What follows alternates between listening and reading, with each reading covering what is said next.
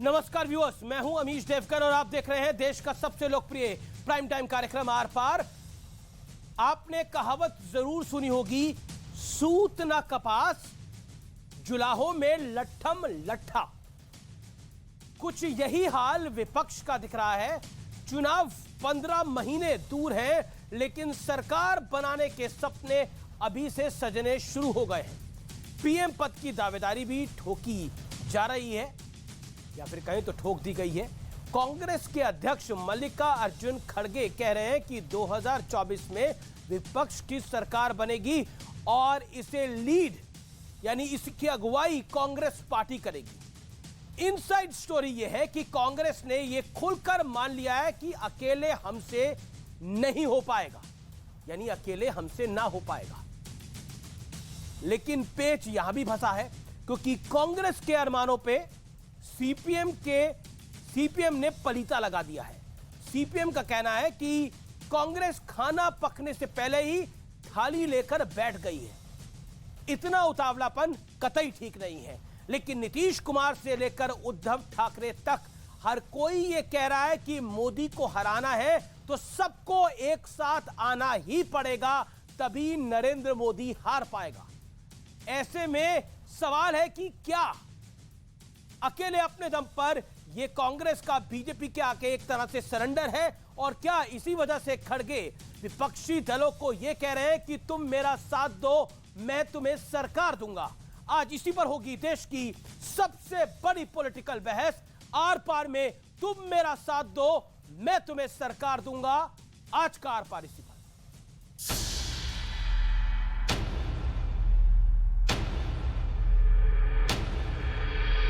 देख रहा है एक अकेला गिरोह को भारी पड़ रहा है।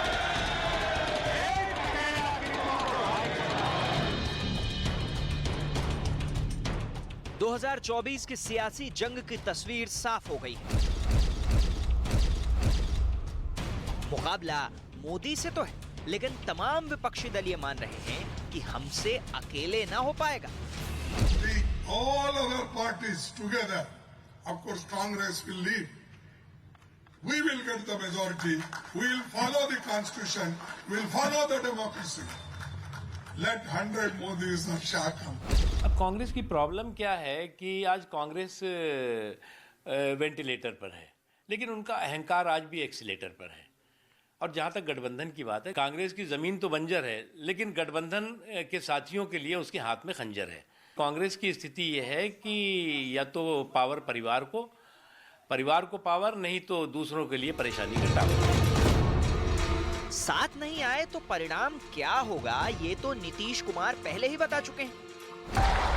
मेरा मसला नहीं मानिएगा तो क्या होगा आप जानिए, आप लोग जानिए, हमको। We have to fight them collectively. उधर लेफ्ट कांग्रेस के अरमानों में अभी से पलीता लगा रहा है। खड़गे कह रहे हैं हम लीड करेंगे, तो सीपीएम कह रही है कि इतना उतावलापन ठीक नहीं। खाना पकने का पहले खाना मत शुरू करो ना, इंतजार तो करो। उतावला होने का क्या जरूरत है? तो भगवान तो नहीं है जो भविष्यवाणी कर देता है। इस बीच सीबीआई से लेकर ईडी के एक्शन तक विपक्ष ने सरकार के खिलाफ मोर्चा भी खोल दिया है। केंद्रीय जांच एजेंसियां जिस प्रकार से काम कर रही है, जबकि उनको दलगत राजनीति से ऊपर होकर काम करना चाहिए था, लेकिन वे राजनीतिक लाभ हानि के हिसाब से काम कर रहे हैं। लेकिन आज सबसे बड़ा सवाल है कि क्या कांग्रेस की प्रधानमंत्री पद वाली दावेदारी विपक्ष को स्वीकार होगी। इसी पर होगी देश की सबसे बड़ी बहस। तुम मेरा साथ दो, मैं तुम्हें सरकार दूंगा। और अब वक्त है आर पार के सुप्रसिद्ध विश्लेषण का। विपक्ष में मोदी के सियासी खौफ का विश्लेषण आज बयान में आपको दिखाऊंगा। 22 फरवरी 2023, 2024 में गठबंधन की सरकार बनेगी। कांग्रेस इस सरकार की अगुवाई करेगी, यानी कांग्रेस लीड करेगी। राहुल गांधी 22 फरवरी 2023, हमें साथ मिलकर अब बीजेपी से लड़ना होगा, यानी सब साथ आएंगे तो नरेंद्र मोदी हार जाएंगे। उद्धव ठाकरे 22 फरवरी 2023, आप हर कड़ी को जोड़िए, विपक्ष एकजुट नहीं तो 2024 का चुनाव आखिरी लोकसभा चुनाव होगा। यानी उद्धव ठाकरे को ऐसा लगता है कि 2024 में अगर सब मोदी के खिलाफ नहीं लड़े तो यह आखिरी चुनाव हो जाएगा। नीतीश कुमार क्या कहते हैं, क्योंकि वहां पर सलमान खुर्शीद ने बोला कौन लव यू पहले बोलता है उस पर मामला टिक जाता है, यानी लव और हेट रिलेशनशिप एक तरह से। 18 फरवरी 2023 कांग्रेस से बोले सब साथ नहीं आए तो आप जानते हैं क्या होगा। इसका जवाब यह है कि अगर सब साथ नहीं आए तो इन सबको लगता है कि मोदी आ जाएगा, अगर सब साथ आ गए तो इन सबको लगता है कि मोदी हार जाएगा चुनाव। बड़ा सवाल मोदी से सियासी डर के चलते एक दूसरे में सहारा ढूंढा जा रहा है विपक्षी दलों द्वारा, और एक एक करके सबका बयान आ रहा है। यानी अब फरवरी महीने को अगर आप देखेंगे, फरवरी के आखिर के 4 दिनों को आप देखेंगे तो पूरी कहानी का लब्बो लबाब आपको देखने को मिलता है। मेरे साथ आज की चर्चा में चरण सिंह सापरा जुड़ रहे हैं, कांग्रेस पार्टी के नेता प्रवक्ता, उनका अभिनंदन है। मेरे साथ वारिस पठान है, AIMIM के, उनका अभिनंदन है। मेरे साथ अनुराग भदौरिया है, समाजवादी पार्टी के नेता हैं, प्रवक्ता हैं, उनका अभिनंदन है। आज तमाम इनके नेता शेरवानी डाल के पहुंचे थे बजट की खुशी के अंदर। योगी आदित्यनाथ साहब ने बजट पेश कराया तो उस पर शेरवानी डाल के पहुंचे तमाम नेता सपा के। ये भी अनोखा प्रयास था, लेकिन मैं जानूंगा कि अनुराग जी का क्या कहना है। सुब्रास्त्रा मेरे साथ है, जानी मानी लेखिका, उनका अभिनंदन है। तो इस चर्चा को मैं ओपन करता हूं और शुरुआत आप ही से करता हूं। वारिस जी, कांग्रेस ने बोल दिया है कि सब हमारे पीछे आ जाए तो कहानी बन जाएगी। देखिए अमीश भाई, बात तो एक सत्य है, सच भी है कि जब से भाजपा सरकार सत्ता में आई है ना, भाजपा ने हमारे डेमोक्रेसी का कत्ल कर दिया है, सेक्युलर फैब्रिक को नष्ट कर दिया है, संविधान को मानते नहीं, पेट्रोल डीजल गैस के भाव आसमान पे चले गए, बेरोजगारी बढ़ गई है, देश के अंदर नफरत पूरी तरह से फैला दी है। तो सब चाहते हैं कि बीजेपी को हराए। हमारा भी एक ही मकसद है कि हमको बीजेपी को हराना है इस मर्तबा, और इंशाल्लाह हम पूरे देश में लड़ेंगे। हमारे पार्टी के सदर ने कहा है डेमोक्रेसी भी मजबूत होती है, हम लड़ेंगे। हम ये चाहते हैं कि हमारे में से चाहे मुसलमान भाई हो, दलित भाई हो, जीत कर जाए, प्रधानमंत्री बने, देश का नाम रोशन करे, नेता बने। हमको नेता, प्राइम मिनिस्टर, प्रधानमंत्री नहीं बनना है। मगर ऑपोजिशन के पास क्या हो रहा है आप देखिए। मोदी को हराना जरा भी नामुमकिन काम नहीं है, एकदम आसानी से हराया जा सकता है। मगर एक तरफ खड़गे जी बोलते हैं कांग्रेस के नेतृत्व के अंदर सरकार बनेगी, खड़गे जी बनेंगे प्रधानमंत्री या राहुल गांधी बनेंगे प्रधानमंत्री। नीतीश कुमार बोलते हैं कांग्रेस को आओ मेरे साथ, हम जीतेंगे, मैं बनूंगा प्रधानमंत्री। केजरीवाल सूट वूट बना के तैयार बैठे हैं कि मैं बनूंगा प्रधानमंत्री, पूरा वर्ल्ड घूमूंगा, बड़े बड़े प्रेसिडेंटों को मिलूंगा। ममता दीदी सपना देख के बैठी हुई कि मैं बनूंगी प्रधानमंत्री। शरद पवार जी तैयार बैठे हैं, अब तो उद्धव ठाकरे को भी सपना आने लगा कि वो बनेंगे। तो इस तरह से नहीं होता। हमने कहा था पहले भी, आज भी बोल रहा हूं अमीश भाई, आओ हमारे साथ कांधे से कांधा मिलाकर लड़ेंगे और हराएंगे। की वैकेंसी अब जा चुकी है, लीड करने की वैकेंसी खड़गे साहब कह रहे हैं वो वैकेंसी अब मेरे पास है। 2024 में कांग्रेस लीड करेगी। कांग्रेस का प्रॉब्लम क्या है मैं बताता हूं, सेक्युलर पार्टीज का प्रॉब्लम क्या है मैं आपको बताता हूं अमीश भाई। 90% मुसलमानों के वोट चाहिए कांग्रेस को, मगर जब मुसलमानों के हक इंसाफ की बात आती है नहीं हिलते, उनका नाम लेने से डरते हैं। क्यों गहलोत जी, सरकार तो राजस्थान में है इनकी, क्यों नहीं जाते वहां पे? जुनैद और नासिर के घर पे जिनका कत्लेआम कर दिया गया, जला दिया गया उनको, क्यों नहीं जाते वहां पे? क्यों अरेस्ट नहीं करते मनु मनेसर को? नहीं अरेस्ट करेंगे ये लोग। दूसरी तरफ आज तो करिश्मा हो गया, एक अखिलेश यादव समाजवादी के नेता शेरवानी पहन के अपने साथियों के साथ चले गए अंदर। अरे आपने शेरवानी तो पहन ली, मगर चुनाव में मुसलमानों के वोट लेने के बाद मुसलमानों को टोपी पहना दिया आपने, मुसलमानों का नाम लेने से आपको घिन आ रही है। मुसलमानों को स्टेज से उड़ा दिया जाता है। जी पहले अनुराग भदौरिया शेरवानी डालकर तो पहुंच गए, लेकिन आपको डर लगता है हर चीज से। अनुराग भदौरिया, देन चरण सिंह सापरा, गौरव भाटिया के वीडियो में प्रॉब्लम आ रही है, विल कनेक्ट टू हिम। देखिए हमारा मुद्दा, हम देखिए भारतीय जनता पार्टी और भारतीय जनता पार्टी का जो विचार है वो हो सकता है कि उनको हर चीज में जाति धर्म दिखाई देता हो। भाई अगर कपड़ों पे भी जाति धर्म देखने लगेंगे तो कैसे काम चलेगा कि शेरवानी कोई पहन लेगा तो उसमें जाति धर्म तो खोजेंगे, शेरवानी डाली क्यों थी? खोजेंगे, मैं ये समझ नहीं पा रहा, सफारी पहन लेगा। अचकन या शेरवानी डाली क्यों थी? मतलब आप बजट जो योगी सरकार बजट लेके आई उसको लेकर बड़े खुश थे। लखनऊ में अवध के अगर आप रहने वाले होते, अवध में शुभ अवसर पे लोग शेरवानियां पहनते हैं, शादियों में भी पहनते हैं। अगर शेरवानी पहन के चले, सुन तो लीजिए जी, आप बजट का दिन शुभ दिन है ना, कुछ ना कुछ मिलता, शायद कुछ ना कुछ यहाँ पे हम लोग युवाओं के लिए मिलता, किसानों के लिए मिलता, महिलाओं के लिए मिलता, समाज के लिए मिलता। यही तो आशा होती है ना कि कुछ मिलेगा, लेकिन मिला कुछ नहीं। किसानों के लिए मिला कुछ क्या? एक सेकंड, अब आप रुकिए, देखिए कहानी में ट्विस्ट है।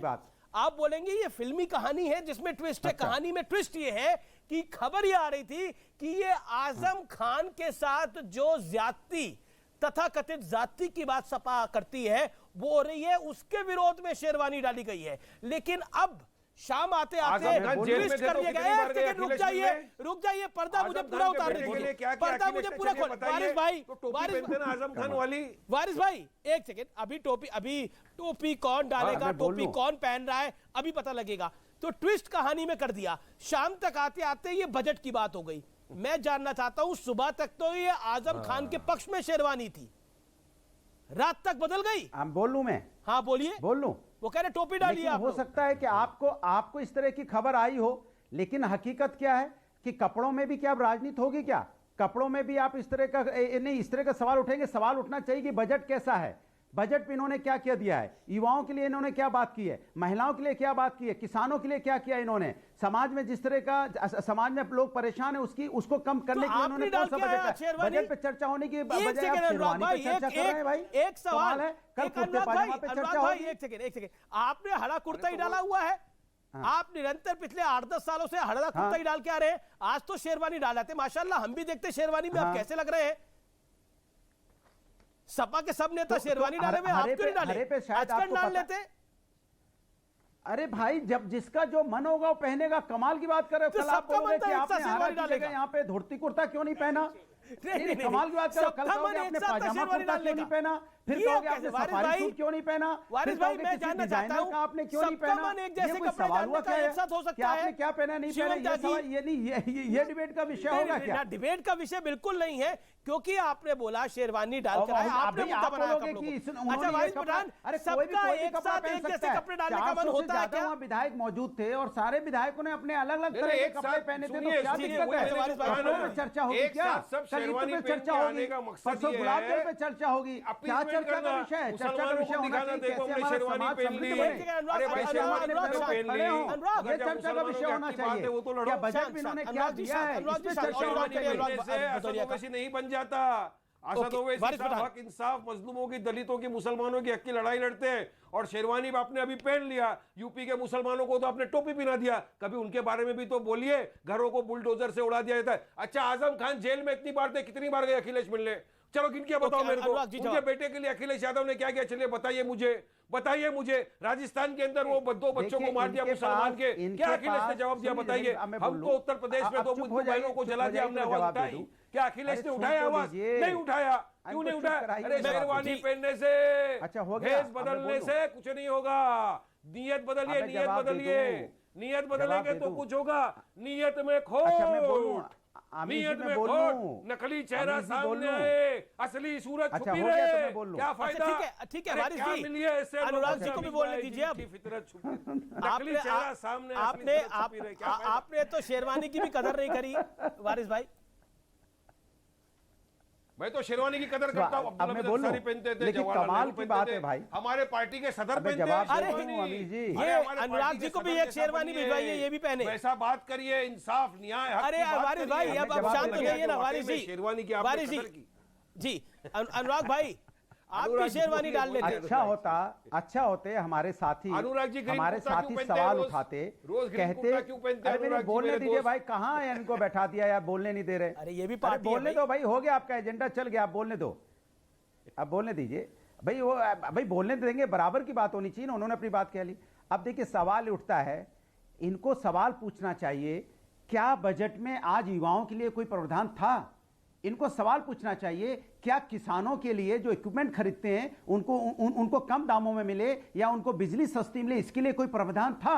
इनको सवाल पूछना चाहिए। जो महिलाएं गैस सिलेंडर खरीदती हैं या जो सब्जी खरीदने बाहर जाती थी, महंगाई की कमर टूट रही है, क्या उनके लिए कोई प्रावधान हुआ? इनको सवाल पूछना चाहिए था। क्या उत्तर प्रदेश के अंदर में बजट पेश हुआ, जो पुराना बजट था, क्या पुराना बजट पूरा खर्च हो गया? अरे पुराना बजट तो अभी राजस्थान एक में बोल दिया पत्रकार था की भाई। रिपोर्ट के मुताबिक पुराना जी, बजट जी, का जी, जी। 50% भी खर्च नहीं हुआ। ये सवाल ना पूछ के वो सवाल किस पे अटके हैं? शेरवानी, अच्छा, चरण सिंह। धोती, नहीं, कुर्ता, शेरवानी तो आप ही ना सदरी, कमाल की बात करते हैं अनुराग पैंट जी। शर्ट, पायजामा, आपने अपनी राजनीति को कमाल है चुना भाई। ना ना ना ना, ये आपको गलत किस मत सवाल पे बोलिए। जवाब ये देना वारिस है? पठान ने जिक्र नहीं करा, शेरवानी का जिक्र आप वारिस पठान ने नहीं करा। शेरवानी को पॉलिटिकल डिस्कोर्स में आप लेके आए, शेरवानी आपके नेता डाल के गए। अरे भाई हम कुछ आपके अरे नेता हम डाल के गए शेरवानी, पहने, पाजामा उन्होंने शर्ट बोला पहने, ये इसमें हमारा क्या बुराई प्रोटेस्ट है का भाई? तरीका है शेरवानी डालने से। यही बात थी ना कि आजम भाई, खान हम के पक्ष में शेरवानी शेरवानी पहने- डाल के जाएंगे। सुन तो लीजिए। शेरवानी को पॉलिटिकल डिस्कोर्स में सुन आप तो लेकर आए, लीजिए। अरे मेरी कोई बात और नेता सुनिए। नहीं लेके आया। अरे वारिस हो पठान गया पे तो आप मैं कैसे बोल बोल लूं। सकते हैं? वारिस पठान तो नहीं लेके आए शेरवानी को। अरे आप जब से देखो, अरे मैं बोल लूं, अब आप वारिस पठान को बचाने लगे, मैं किसी कभी को नहीं बीजेपी बचा को रहा, बचाने आप लोगों लगते की हैं यार, हमें प्रॉब्लम भी यही है। बचाइए कभी आप कभी। लोग अगर मैं बोल सबसे रहा हूं मुझे डरते हैं। बोलने का मौका प्रॉब्लम दीजिए, ये है, मुझे सबसे बचाइए, डरते मैं हैं। बोलने एक का ही सेकंड, मौका एक दे सेकंड, दीजिए। एक बस सेकंड, इतना चरण इतनी सिंह कृपा सापरा, बहुत होगी आपकी। चरण सिंह सापरा, देखिए पॉलिटिकल डिस्कोर्स ये है कि एक तरफ तो शेरवानी आएगी, दूसरी तरफ से मल्लिकार्जुन खड़गे कहेंगे कि मैं लीड करूंगा, तो सीपीएम बोलेगी कि अभी खाना बना नहीं है, प्लेट लेकर पहले हाजिर हो गए हैं। मतलब इससे ज्यादा जिसे कहते हैं आपकी विपक्ष की यूनिटी को इससे बड़ा झटका या पलीता कौन लगाएगा? जो बात सीपीएम ने कह दी, जिसके साथ आपका लेफ्ट के साथ गठबंधन है आपका त्रिपुरा में, लेकिन वो कहते हैं कि खाना डालना नहीं है, लेकिन ये लोग प्लेट लेकर आ गए अपनी। चरण सिंह सापरा, देखिए अमीश जी, इस महत्वपूर्ण डिबेट के 13 मिनट जो है वो आपने शेरवानी पर चर्चा करके निकाल दिए, जबकि देश का विषय जो है वो और भी बड़ा है। जिस तरह से आपने गठबंधन की बात की, मैं आपको बताना चाहूंगा कि ये गठबंधन कोई ऐसा नहीं है कि पहली मर्तबा इसकी चर्चा या ये गठबंधन बनने जा रहा है देश के अंदर। इससे पहले भी अनेकों बार, ये थोड़ा एको आ रहा है, एको निकलवा दीजिए। जी जी बोलिए बोलिए आप। अनेकों बार इस देश के अंदर गठबंधन हुए। श्रीमती इंदिरा गांधी जी की सरकार जब वो एकदम प्रबल थी, तब उनको हटाने के लिए भी गठबंधन बना।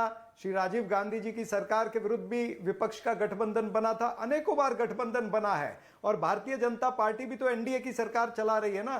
जब ये सत्ता में आए 2014 में, तो करीबन 22 या 27 इनके पार्टनर थे। अब इनके 3 या 4 पार्टनर रह गए, मेरे ख्याल से एआईडीएमके रह गई है, शिंदे गठ रह गया है, एक आधा कोई और रह गया होगा।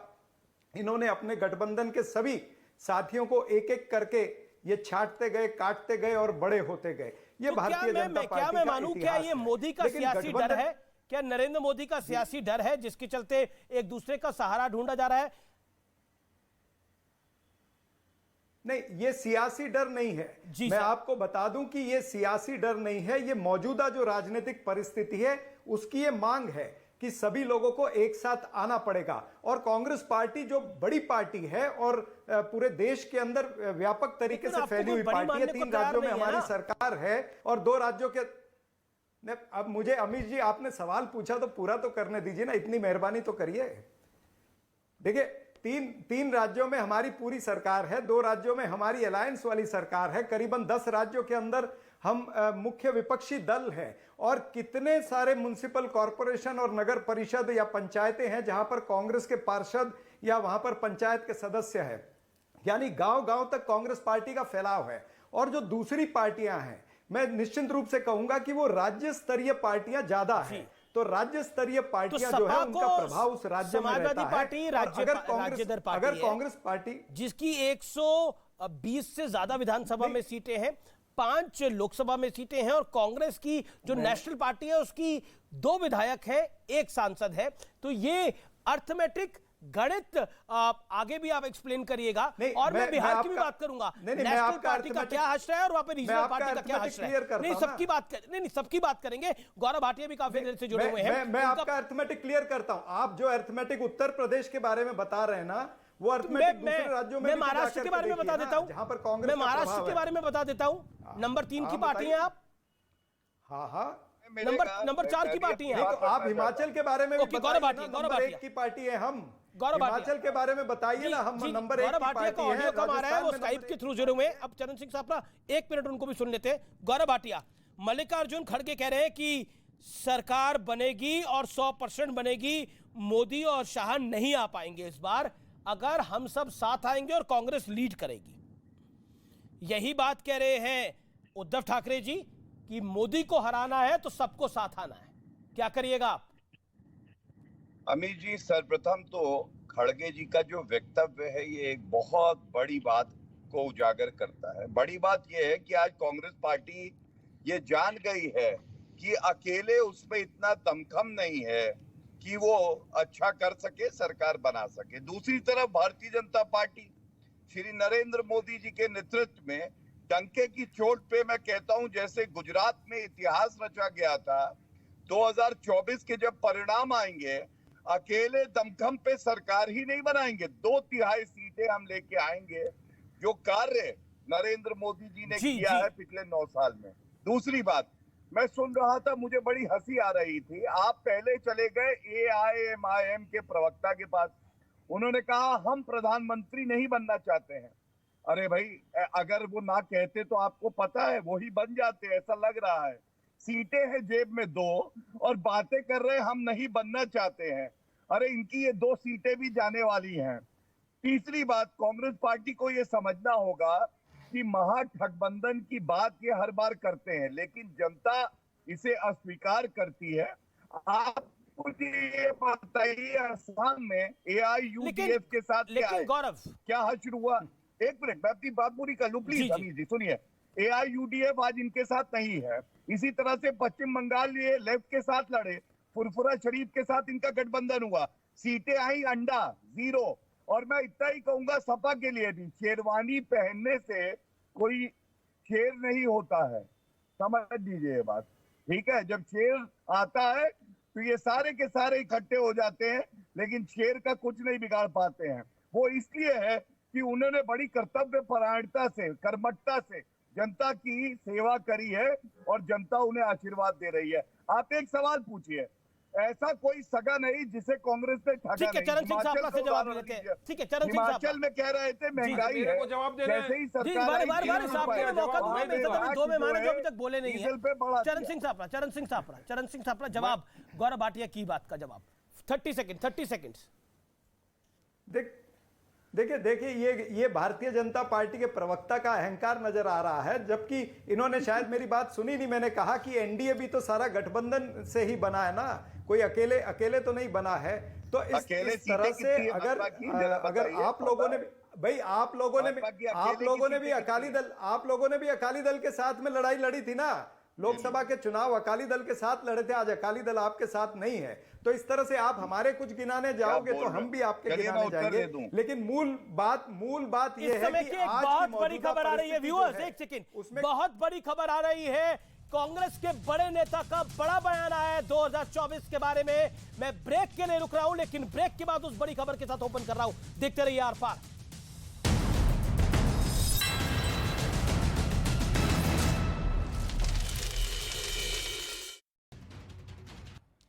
चीन के जाल में फिर फंसा पाकिस्तान। सूत्रों के मुताबिक आर्थिक संकट से जूझ रहे पाकिस्तान को चीन ने दिया $700 मिलियन का सशर्त कर्ज।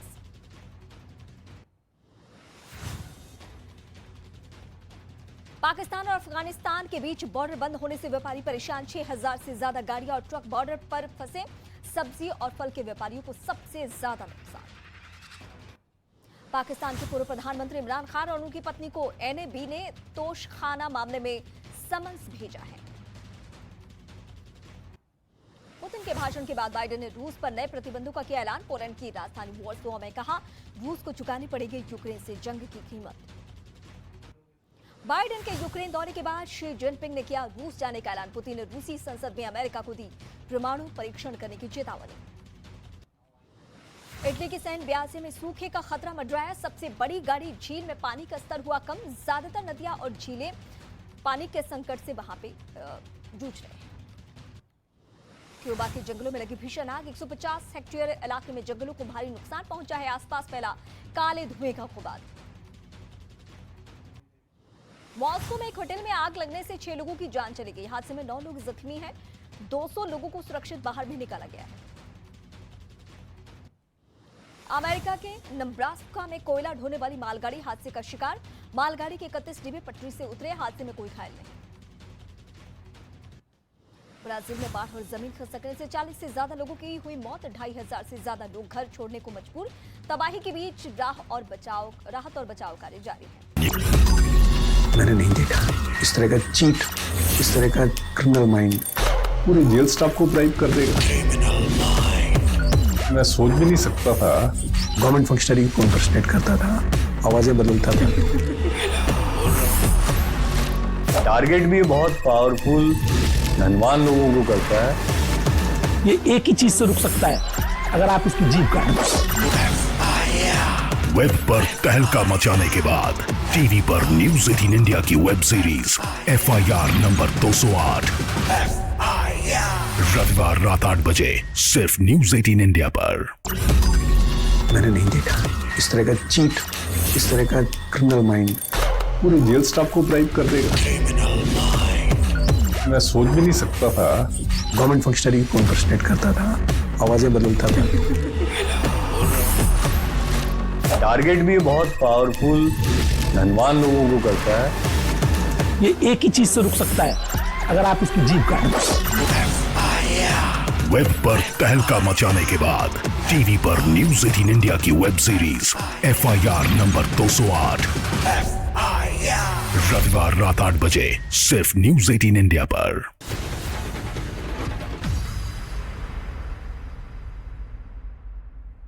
नमस्कार, मैं रीमा प्रसाद। इस वक्त आप देख रहे हैं देश का नंबर 1 न्यूज चैनल। देश दुनिया की तमाम खबरों के लिए इस वक्त अब देखते हैं धमाकेदार 50। साल 2023-24 के लिए यूपी का बजट पेश किया गया। वित्त मंत्री सुरेश खन्ना ने बजट में कई बड़ी घोषणाएं की हैं। दिल्ली में MCD चुनाव के लिए वोटिंग जारी। आम आदमी पार्टी और बीजेपी के बीच मुकाबला। हंगामे की वजह से 3 बार टल चुका है मेयर का चुनाव। बीजेपी अध्यक्ष JP नड्डा ने Modi shaping a global order in flux नाम के खिताब का किया विमोचन। दिल्ली के सुषमा स्वराज भवन में खिताब के विमोचन का कार्यक्रम आयोजित किया गया। नागालैंड में चुनावी रैली को संबोधित करेंगे बीजेपी अध्यक्ष JP नड्डा। नागालैंड में 27 फरवरी को होना है मतदान। बेंगलुरु में G20 के वित्त मंत्रियों और केंद्रीय बैंक के प्रतिनिधियों की बैठक का उद्घाटन केंद्रीय मंत्री अनुराग ठाकुर ने की है शुरुआत। शराब घोटाला के बाद अब जासूसी कांड में घिरे दिल्ली के डिप्टी CM मनीष सिसोदिया। गृह मंत्रालय ने दी केस चलाने की मंजूरी। BBC की डॉक्यूमेंट्री पर विदेश मंत्री S जयशंकर ने साधा निशाना। पूछा 1984 के सिख विरोधी दंगों पर क्यों नहीं बनी कोई भी डॉक्यूमेंट्री। दिल्ली के उपराज्यपाल विनय कुमार सक्सेना ने दिल्ली पुलिस की कार्यशैली पर जताई है नाराजगी। दिल्ली पुलिस मुख्यालय में DCP सम्मेलन में उपराज्यपाल ने कहा, सिर्फ CCTV लगा देने से कानून व्यवस्था नहीं सुधरेगी। यूपी में काबा गाने वाली नेहा सिंह राठौर को यूपी पुलिस ने भेजा नोटिस। 3 दिन में नोटिस का मांगा जवाब। नेहा पर गानों के जरिए नफरत फैलाने का आरोप। शिवसेना के नाम और चुनाव चिन्ह के विवाद के मामले पर सुप्रीम कोर्ट में होनी है सुनवाई। उद्धव ठाकरे गुट ने चुनाव आयोग के फैसले को दी चुनौती। आज 3:30 बजे होनी है सुनवाई। महाराष्ट्र के CM एकनाथ शिंदे ने पार्टी की राष्ट्रीय कार्यकारिणी की बैठक में वीर सावरकर को भारत रत्न देने की मांग की है। इससे पहले लोकसभा में शिवसेना सांसद राहुल शिवाले ने वीर सावरकर को भारत रत्न देने की मांग की थी। जम्मू कश्मीर में प्रॉपर्टी पर टैक्स लगाए जाने का उमर अब्दुल्ला ने किया विरोध। सरकार ने 1 अप्रैल से संपत्ति पर टैक्स वसूली जाने का किया ऐलान। हरियाणा के पलवल में भिवानी कांड के आरोपी मोनू मानेसर और अन्य 4 आरोपियों के समर्थन में हुई महापंचायत। बड़ी संख्या में लोग महापंचायत में शामिल हुए। राजस्थान में PFI के खिलाफ NIA का एक्शन जारी। भीलवाड़ा में PFI सदस्य के ठिकाने पर छापेमारी। मौके से मोबाइल समेत संदिग्ध दस्तावेज जब्त। दिल्ली एयरपोर्ट पर एयर इंडिया कर्मचारियों और यात्रियों के बीच बहस। दिल्ली से मुंबई जा रही एयर इंडिया की फ्लाइट में देरी की वजह से भड़के यात्रियों को आया गुस्सा। यूपी के लखीमपुर खीरी में पुलिस ने चीन के एक नागरिक को हिरासत में लिया। चीन के नागरिक पर भारत सरकार के खिलाफ साजिश रचने का आरोप। DRI ने पटना, मुंबई और पुणे से 100 किलो से ज्यादा सोना जब्त किया है। पटना में गिरफ्तार किए गए सूडान के 2 नागरिक। तुर्की और सीरिया में भूकंप से पहले की तस्वीरें सोशल मीडिया पर वायरल। भूकंप से कुछ सेकंड पहले आसमान में एक नीले रंग की रोशनी चमकती दिखाई दी। छत्तीसगढ़ के बिलासपुर में वंदे भारत एक्सप्रेस पर फिर पथराव। ट्रेन के कई विंडो ग्लास टूटे। RPF ने केस दर्ज कर जांच की शुरुआत कर दी है। मुंबई साइबर सेल का बड़ा पर्दाफाश। मुंबई क्लब की सदस्य दिलाने के नाम पर हाई प्रोफाइल लोगों से करोड़ों की ठगी। पुलिस ने 5 आरोपियों को गिरफ्तार किया। संपत्ति संपत्ति टैक्स जमा नहीं करने पर दिल्ली नगर निगम की बड़ी कार्रवाई। टैक्स जमा नहीं करने पर टीडीआई मॉल को सील किया गया। टीडीआई मॉल पर करीब 9 करोड़ का टैक्स बकाया था। हरियाणा के गुरुग्राम में एक आदमी की गोली मारकर हत्या। लॉरेंस बिश्नोई गैंग ने ली हत्या की जिम्मेदारी। टैक्सी चलाने का काम करता था मृतक।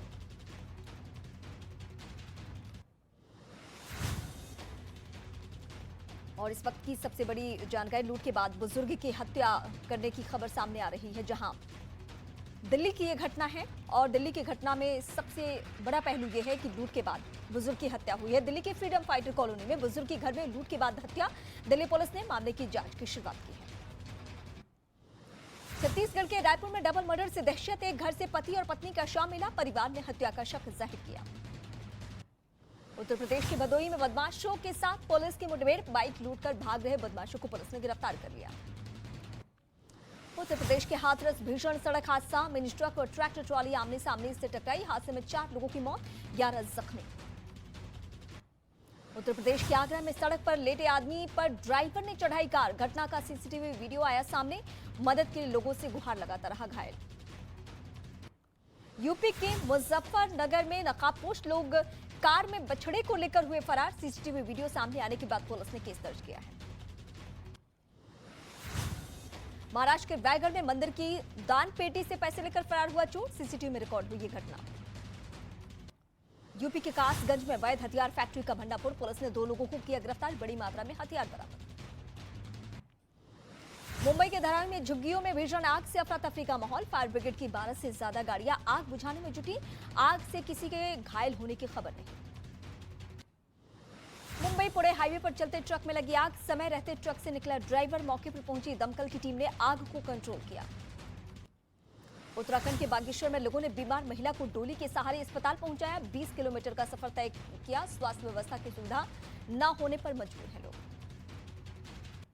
चोरी छिपे अपनी तस्वीरें खींचे जाने से भड़की अभिनेत्री आलिया भट्ट। मुंबई पुलिस से लगाई मदद की गुहार। आलिया ने घटना की जानकारी सोशल मीडिया पर दी।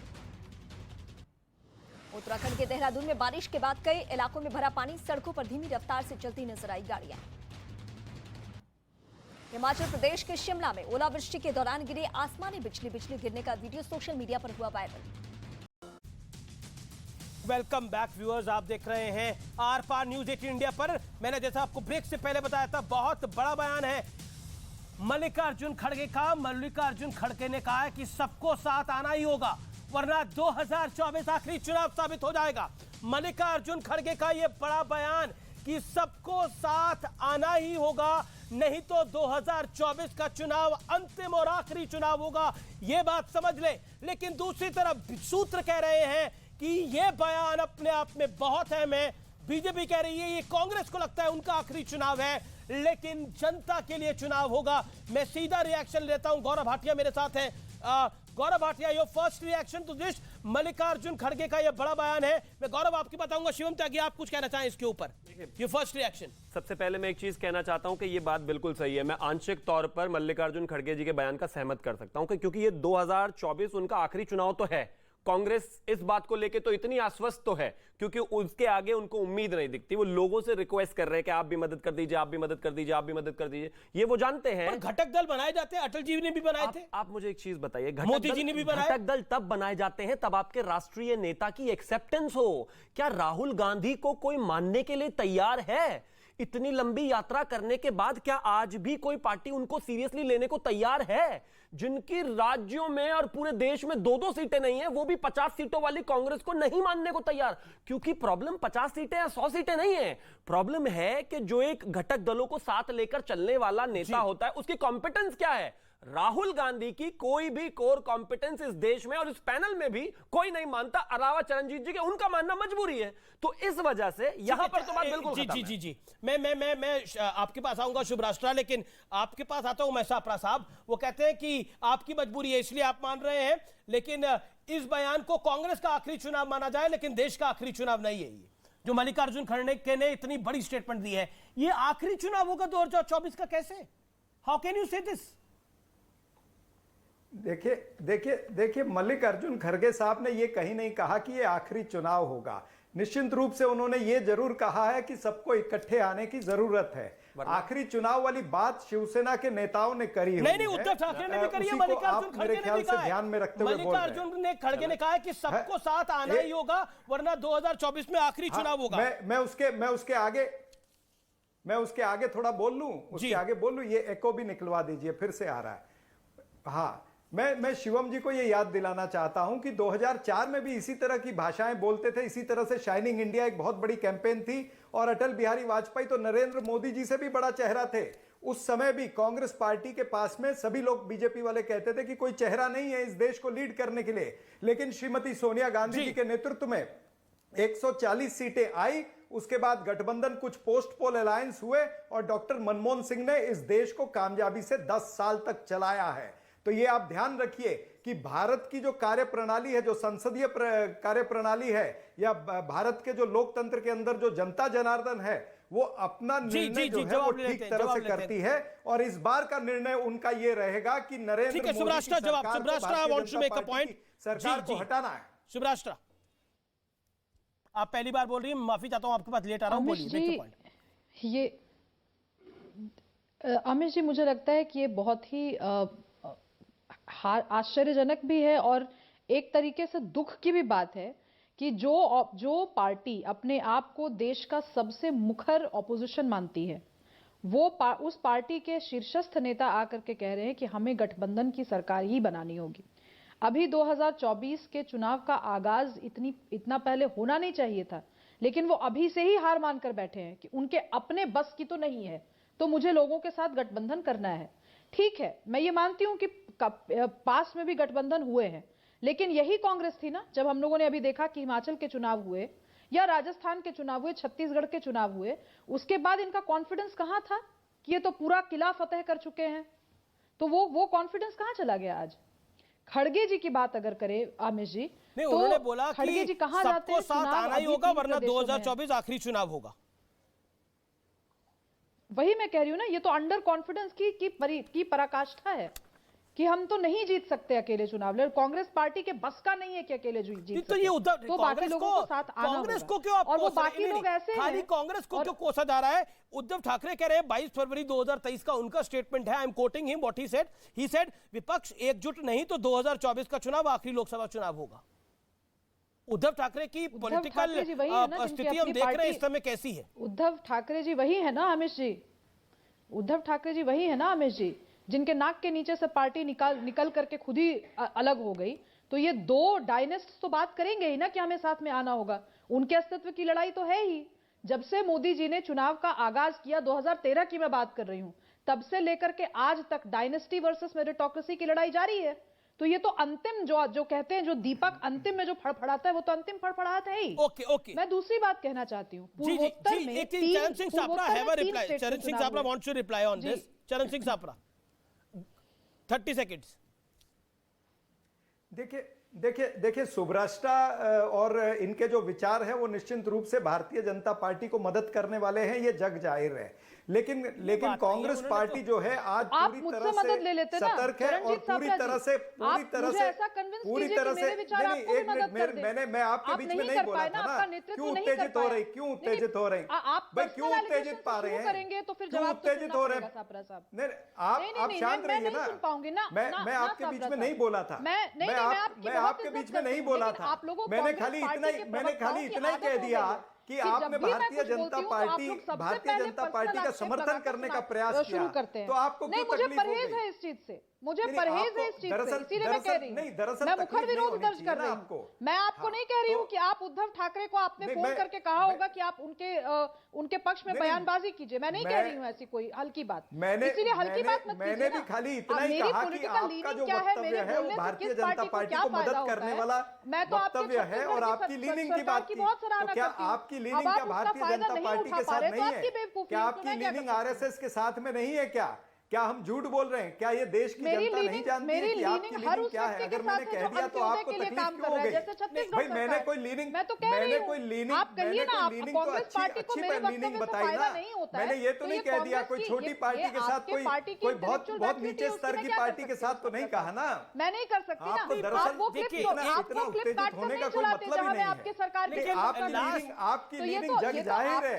मेरे बोलने से आपकी लीनिंग तय नहीं होती। मेरे बोलने से आपकी लीनिंग नहीं तय होती है, आपकी लीनिंग जग जाहिर है। आप बोलेंगे तो ठीक है। बड़ी खबर आ रही है अमित शाह, देश के गृह मंत्री ने बड़ी स्टेटमेंट दी है। देश के गृह मंत्री ने बड़ी स्टेटमेंट दी है। उन्होंने ये कहा है, मैं आपको बता देता हूं व्यूअर्स, इस समय की जो बड़ी ब्रेकिंग स्टोरी है, जब से राहुल गांधी कांग्रेस के नेता बने हैं, प्रतिदिन कांग्रेस के कार्यकर्ताओं का सर झुकता गया है। पीएम के लिए जिस तरह की अभद्र भाषा का प्रयोग किया जाता है, मैं उसकी निंदा करता हूं। कांग्रेस के प्रवक्ता जिस तरह की भाषा बोल रहे हैं, 2024 के नतीजों में इसका जवाब मिलेगा। यह अमित शाह ने बोला है कि जब से राहुल गांधी नेता बने हैं, कांग्रेस पार्टी के लोगों का सिर, कांग्रेस के नेताओं का सिर झुकता जा रहा है। गौरव भाटिया, ऐसा क्यों कहना पड़ा अमित शाह जी को? कांग्रेस इस पे ऑब्जेक्शन देगी? देखिए अमीर जी, बिल्कुल स्पष्ट है कि अपने कमिटमेंट से, अपनी ताकत विचारधारा की, संगठन की, नेतृत्व की, जब नरेंद्र मोदी जी से भाजपा से टक्कर नहीं ले पा रहे तो मोदी जी से नफरत करते करते रोज उनको गाली देते हैं, चाहे राहुल गांधी हो चाहे नेता हो।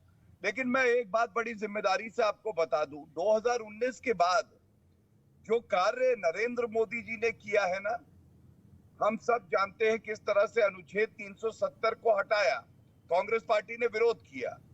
80 करोड़ लोगों को राशन देना कोविड के संकट में, और इन लोगों ने कहा अरे अपनी जेब से थोड़ी ना दे रहे हो। 220 करोड़ टीके दिए, सुरक्षा कवच दिए, इन्होंने कहा वो खतरनाक है।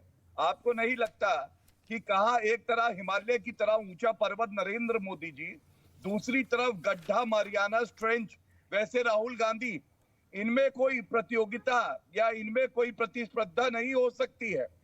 तीसरी बात, आप देखिए आज सबसे बड़ी बात है कि कोई एक दूसरे को नेता नहीं मानता है। क्या अरविंद केजरीवाल राहुल गांधी को नेता मानते हैं? अखिलेश यादव मानते हैं?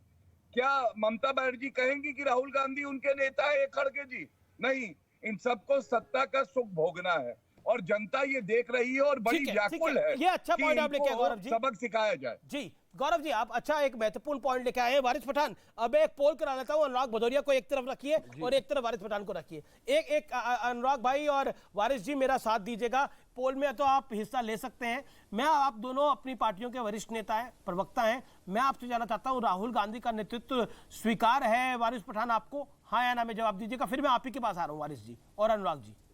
वारिस जी, अमित भाई, मैं 10 सेकंड में बहुत महत्वपूर्ण बात करने जा रहा हूं, मुझे बोलने दीजिए। देखिए, बीजेपी तो इंशाल्लाह हारेगी और बीजेपी की हार का मेन कारण होंगे उसके राष्ट्रीय प्रवक्ता जो रात दिन आकर घमंड, गुरूर, अनाप शनाप, झूठ और नफरत फैलाते हैं। अभी उनके प्रवक्ता ने क्या कहा बीजेपी के 2 हैं, इनको तो खाब भी नहीं देखना चाहिए। आप भी 2 थे, कहां से कहां पहुंच गए? सुनिए, गिनती है ना, गिनती भेड़ बकरियों की होती है, शेरों की नहीं। 2 है, खड़े होते सब पे भारी पड़ जाते हैं। और सुनो गौरव भाटिया, आसमान पर थूकने वाले को समझ लेना चाहिए, पलट के थूक उसी के मुंह पे गिरेगा। करारा जवाब मिलेगा, करारा जवाब मिलेगा। 2024 में जनता जवाब देगी। अब आपकी बात। ठीक जी, कांग्रेस, राहुल गांधी का नेतृत्व स्वीकार है? बोलता हूं एक ही सिक्के के 2 पहलू है ये। राहुल जी का नेतृत्व स्वीकार है आपको, हाँ या ना? हमको नहीं, हम तो चाहते हैं कि बीजेपी हारे और जनता जिसको मैंडेट दे, जनता जो चाहे। राहुल गांधी स्वीकार है कि नहीं है? हाँ या ना में बोलिए ना एक बारी में। इतना क्लैरिटी ऑफ थॉट तो होना चाहिए। अरे मैं राहुल गांधी के लिए क्यों स्वीकार करूं? नहीं है ना स्वीकार। मैं तो चाहता हूं अनुराग भदौरिया शेरवानी डालकर आ जा पाए। ओके, अनुराग भदौरिया, राहुल गांधी का नेतृत्व स्वीकार है आपको? पहले मैं 10 सेकंड एक बात कह लूं कि बीजेपी के प्रवक्ता ने कहा कि शेरवानी पहनने से कोई शेर नहीं हो जाता। हम शेरवानी पहने या पाजामा कुर्ता पहने या सफारी सूट पहने या धोती कुर्ता पहने, शेर तो हमेशा शेर ही रहेगा। उसको वो कुछ और तो बन नहीं जाएगा कुछ कपड़े पहनने से। एक बात। दूसरी बात, शेर सारे झुंड में क्यों आ रहे हैं? हम जनता के मैंडेट शेर का झुंड स्वागत में नहीं करते आते। सुन तो लीजिए, शेर हम अकेले आते हैं, झुंड में नहीं आते। अरे सुन तो लीजिए ना, जो अरे शेर जैसा असद शेरों के ओवैसी साथ ही जाते हैं चलता है, अकेले। शेर का अपना झुंड होता है भाई। शेर। कभी देखिए तो बब्बर सही, शेर, शेर अपने असद साथ ही ओवैसी चलता है, कैसा शेर निकलते शेरों के वैसा साथ ही चलता है। अब वो मेरी कह रहे बात ओवैसी पूरी जी होने शेर दीजिए। हैं। अगर वारिस आप पठान जंगल कह रहे में गए ओवैसी हो तो जी शेर आपने हैं। बब्बर बब्बर शेर शेर अकेले है। आते हैं, अब मैं मजलूमों अपनी की, बात कह दलितों लूं, की, मैं अपनी माइनॉरिटी बात की कह हक की लूं। लड़ाई लड़ते हैं, अरे शेर मैं की अपनी तरह बात कह गुजारते हैं पूरे लूं, पार्लियामेंट भाई। के अंदर। अरे आज अरे लगता मैं है अपनी वारिस बात पठान कह आप लूं। अनुराग भदौरिया को बोलने नहीं अच्छा, देंगे। ठीक। आप मानते हैं ओवैसी जी को बब्बर शेर अनुराग जी?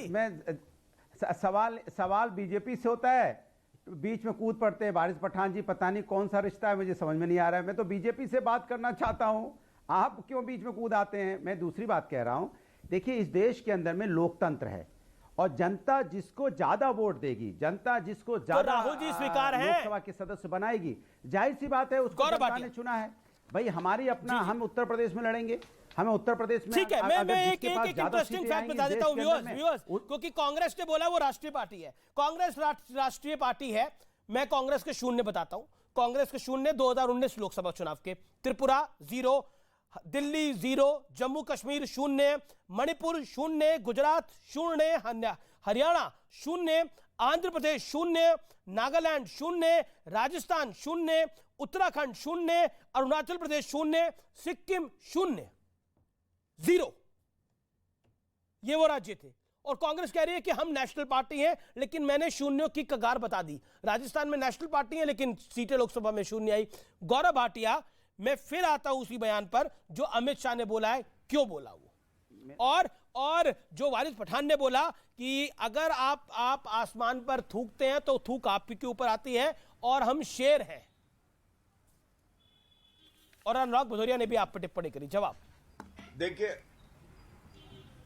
देखिए वारिस भाई को बड़ा अनुभव है, वो कई बार आसमान को देखकर थूक चुके हैं, उन्हें पता है थूक कहां गिरती है। मुझे याद आता है, और अन्यथा मत लीजिएगा, लेकिन ये वही वारिस पठान है जिनके मुंह से निकला था हम 15 करोड़ हैं, 100 करोड़ पे भारी हैं। जनता ने बताया कितने हल्के हैं। इनके एक लीडर हैं अकबरुद्दीन ओवैसी। अमीर जी कभी हैदराबाद जाएंगे तो बच के रहिएगा, वो कहते 5,000 रुपए का पान खिला दो तो शेर बन जाते हैं, लेकिन चूहा चूहा ही रहता है, चाहे जितने पान खा ले 5,000 के। और मैं केवल इतना कहूंगा, इनके नाम में आता है मुस्लिमीन। ये वो व्यक्ति हैं जिनके लीडर कहते हैं 10 मिनट के लिए पुलिस हटा दो तो हिंदुओं को मजा चखा देंगे।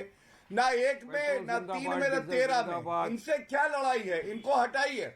अब मैं बीच में बात बोलिए, आपने सपा के प्रवक्ता की बात, बेरोजगारी जिंदाबाद। देखिए अमीर जी क्यों नहीं बोलते, या वहाँ की बात ना कर, ये बता वारिस जी, गौरव बोले, गौरव कम बोले इस बहस के अंदर। मेरा निवेदन है, उनके लिंक में प्रॉब्लम थी, उनके लिंक में भी प्रॉब्लम थी। अब वो 1 मिनट और बोल ले, फिर आप बोलिएगा वारिस भाई, आपको मैंने भरपूर मौका दिया। ओके गौरव जी। हाँ धन्यवाद। अब सपा की बात करते हैं। अमीर जी आप याद करिए, क्या ऐसा नहीं था कि पंचर साइकिल पे खूनी पंजा बैठा था? आप याद करिए, यूपी के लड़के, हश्र क्या हुआ हम सब जानते हैं।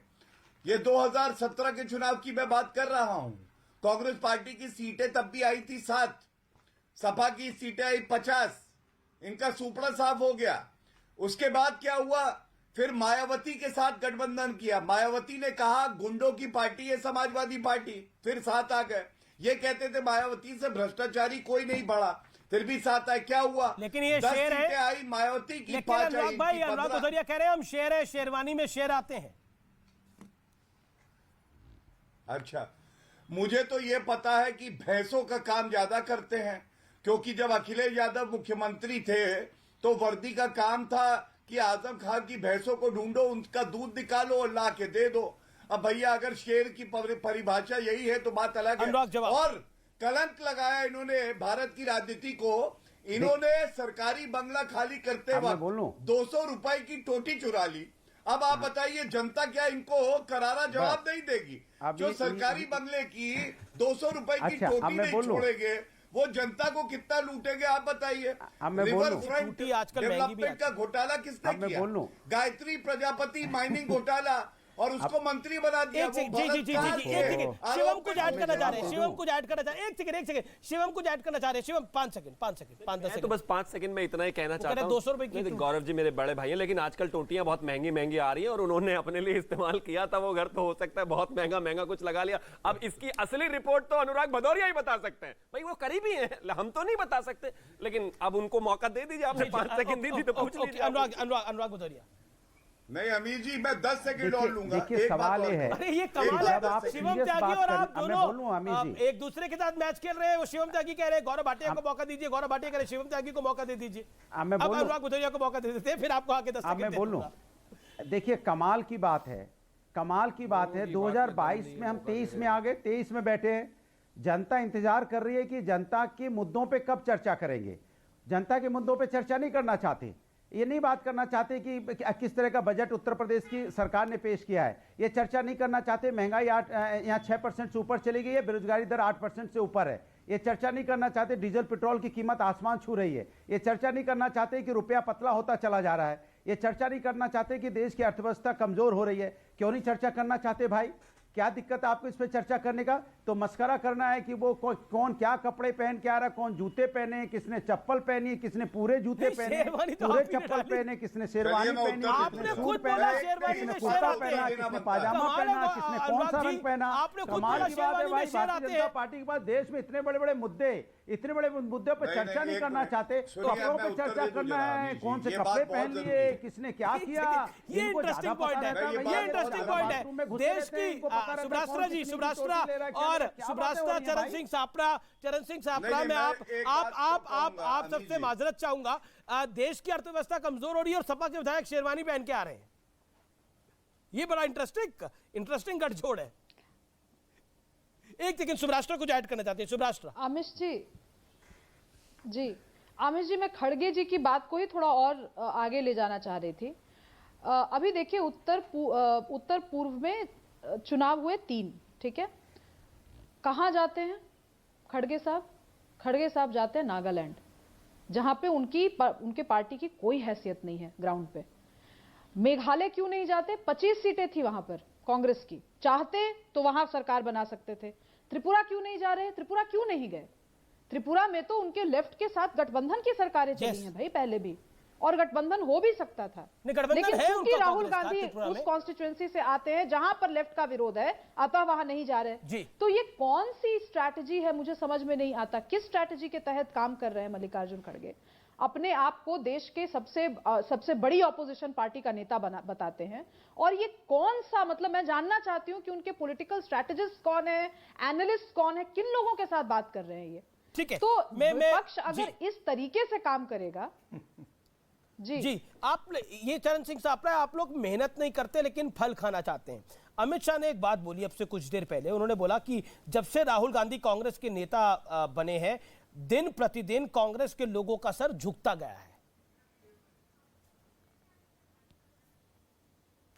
देखिए, पहले तो मैं सुब्रास्त्रा जी का एक लाइन में जवाब दे दूं। मुझे लगता है कि आइंदा कांग्रेस प्रेसिडेंट को कोई कार्यक्रम बनाने होंगे तो मेरे ख्याल से सुब्रास्त्रा जी से पूछ करके बनाएंगे, उनसे सारी राजनीतिक सलाह लेकर के बनाएंगे। ऐसा मुझे लगता है कि करना पड़ेगा, तब ये खुश होंगी। दूसरी बात जो अमित शाह जी का आप बात कर रहे हैं, अमित शाह अभी मैंने आपके अरे भाई मैंने आपके बीच में नहीं बोला ना कभी। मैं आप एक महिला का सम्मान करता हूँ, आप क्यों नाराज हो रही हैं? अच्छा भाई मैंने कोई कटाक्ष नहीं किया, मैंने तो इतना ही कहा कि ठीक है आपसे पूछ के चले जाएंगे। क्या बुरी बात कह दी है? क्या बुरी बात कह दी है मैंने, बताओ ना। मैंने इतना ही कहा ना कि कांग्रेस कोई बुरी बात लेकर के चले जाएंगे। एक सेकंड सुब्रास्त्रा, नहीं तो मैंने कहा कि आप बेवकूफ हैं, मैंने थोड़ी कहा कि आप बेवकूफ हैं भाई। मैंने तो ऐसी कोई बात नहीं करी, मैंने कोई ऐसी बात नहीं की कि आप बेवकूफ हैं। मैंने कहा आप बेवकूफ हैं। मैं भी समझती हूँ, अभी इसी यही व्यंग्य करते हुए मैं राहुल गांधी पे कुछ कह दूंगी तो आप डिबेट छोड़कर जाने लगेंगे। व्यंग करना मेरा अधिकार नहीं है क्या? मैं भी व्यंग करना मेरा अधिकार नहीं है क्या? वो भी आपसे पूछ के करेंगे, वो भी भारतीय जनता पार्टी से पूछ के करना पड़ेगा या आरएसएस से पूछ के करना पड़ेगा, सुब्रास्त्रा से पूछ के करना पड़ेगा। मुझे क्या बात करनी है, तो आपका फायदा हो सकता है। मुझे क्या बात करनी है, वो सुब्राष्ट्र बिल्कुल नहीं, चरण Singh Sapra, okay, cease fire मेरा निवेदन है। सुब्राष्ट्र जी मेरी बात को मानिए। ओके, चरण सिंह सापरा, अमित शाह की बात का जवाब कि राहुल गांधी के नेता बनने के बाद प्रतिदिन कांग्रेस के नेताओं का सर झुकता जा रहा है। देखिए, अमित शाह जी को अगर यही सारी स्टेटमेंट करते हैं तो ये भी बता दें कि राहुल गांधी जी अगर 2 लाइन का ट्वीट कर देते हैं तो अमित शाह कुर्सी से 6 फुट ऊंचे उठ जाते हैं। इनके तमाम सारे मंत्री, संतरी और सारी वानर सेना, यानी सारी सोशल मीडिया जो है, वानर सेना तो प्रभु राम के साथ भी थी, लंका जलाई थी। हाँ, तो मैं वानर सेना तो प्रभु राम के साथ भी थी, लंका जलाकर आ गई थी। भाई मैं ये कह रहा हूं कि इनकी वानर सेना जो है ये मॉडर्न वानर सेना, वो वानर सेना नहीं है।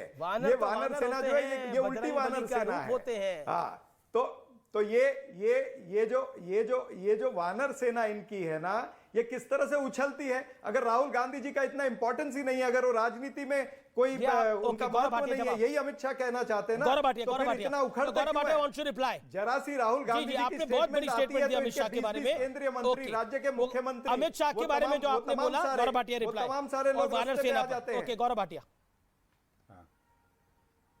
अमित जी वो कहते हैं आप डरे हुए घबराए हुए रहते हैं, 6 फीट उठ जाते हैं आप लोग। हाँ, देखिए, अमित शाह जी ने जब ये बात कही कि राहुल गांधी जो वक्तव्य देते हैं, जो अपरिपक्वता वो दिखाते हैं, उसकी वजह से हर भारतीय का तो सर झुकता ही है, कांग्रेसियों का भी झुकता है। मैं आपको 3 उदाहरण देता हूं। पहला, आप याद करिए, देश के प्रधानमंत्री को कहना चौकीदार चोर है, और उसके बाद सर्वोच्च न्यायालय में एक 51 साल का अपरिपक्व बालक माफी मांगे और कहे आई एम सॉरी, मैंने झूठ बोला, तो ये तो शर्म की बात है ना।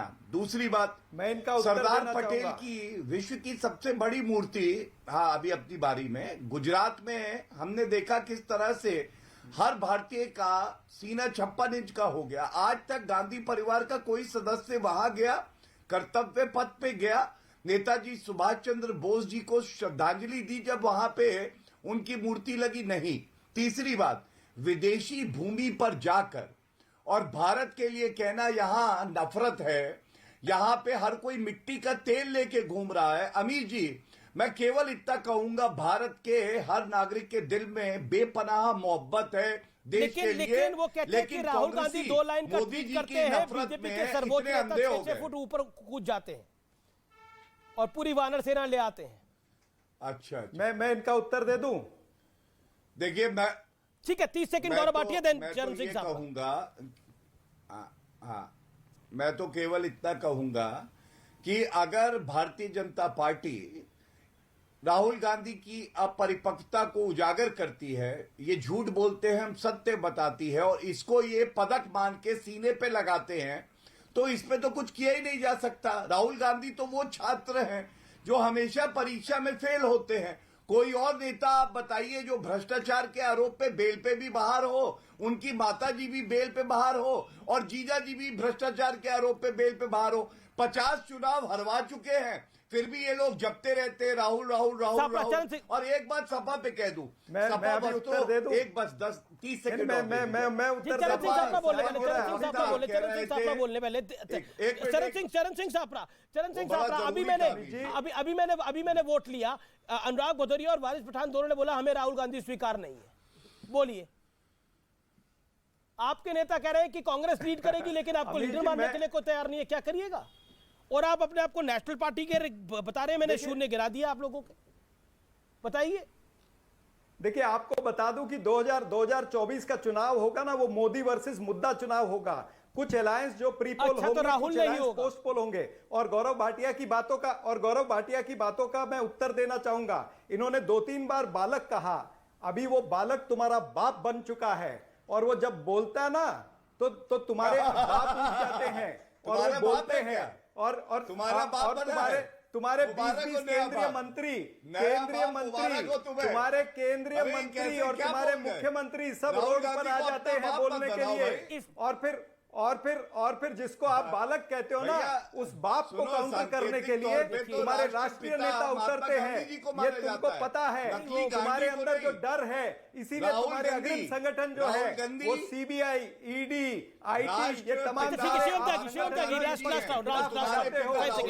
मुझको मालूम है जन्नत की हकीकत, लेकिन दिल बहलाने के लिए गालिब ये ख्याल भी अच्छा है। छोड़ दीजिए वारिस पठान और अनुराग भदौरिया। अगर आप इस स्टूडियो से बाहर जाकर किसी सिक्योरिटी वाले से भी पूछेंगे तो वो भी कहेगा राहुल गांधी नहीं चाहिए, इस देश को राहुल गांधी स्वीकार नहीं। और वो तो कह रहे हैं कि बाप बन रहा है। नहीं, अब वो तो कहना पड़ेगा, वो किन के बाप बन रहे हैं क्या जाने, वो तो बोलने वाले ही जाने। लेकिन एक चीज है, राहुल गांधी को ना कंपेयर करें नरेंद्र मोदी जी से जिन्होंने एनडीए की सरकार चलाई, ना अटल जी से। राहुल गांधी को कोई एक्सेप्ट नहीं। शुक्रिया आपका, तमाम लोगों का शुक्रिया। लेकिन निष्कर्ष आज का मैं जरूर देना चाहता हूं कि कांग्रेस पार्टी को रियलाइज करना होगा कि हमारा ही कलाई सूंघ लो, हमने 25 साल पहले देसी घी खाया था, वो दौर निकल गया है। ना कांग्रेस ऐसी है, ना कांग्रेस की पॉलिटिकल हैसियत ऐसी है। इसलिए कांग्रेस को वो हेकड़ी अब छोड़नी होगी कि हम ही नेता हैं, क्योंकि विपक्ष के नेता हमारे पैनल में भी मानने को तैयार नहीं है कि कांग्रेस नेतृत्व कर सकती है।